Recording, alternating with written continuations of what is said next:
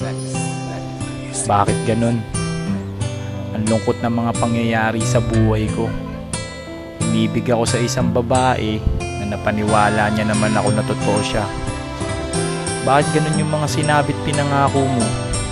Sabi mo, sabay tayong tutupad ng mga pangarap natin. Pero bakit nagbago ka? Sana lahat ay nagagawa ko na. Bakit nagbago ka? Lumayo ka na. Laging tanong, bakit ganun? Bakit ganyan? Kailangan bang matapos ng ganun-ganun na lamang? Mga pinagsamahan, mga pinag-usapan, mga pangako nating dalawa na wala nang iwanan. Kay sarap kong iisipin natin dalawa, nasabay na nangangarap nun tayo pa, diba? Ay gusto ko nang sumuko, ayoko nang lumaban. Kailangan tindihin ang iyong pinagdaanan. Akala ko na maayos ang lahat dahil ikaw ang nagturo na tawanan ng problema, kalimutan ng lahat. Ngunit bakit nagbago ang lahat? Mga sinabi mo sa akin na iba ang pamagat at ako ang kumagat. Binago at binago mo lahat sa pagsasama nating dalawa. Bakit nagbago ka lahat? Salamat sa iyo at salamat sa lahat.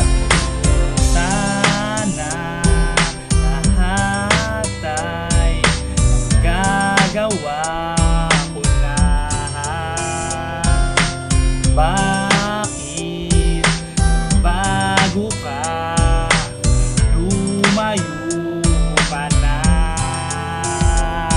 At ngayon, sasabihin ko na kung ano ba talaga ang pinagmulan. Mga bagay na hindi natin na napupunan, na biglang sumasaya at ngayon ay nawala. Pero teka, bakit ganun, bakit ganyan?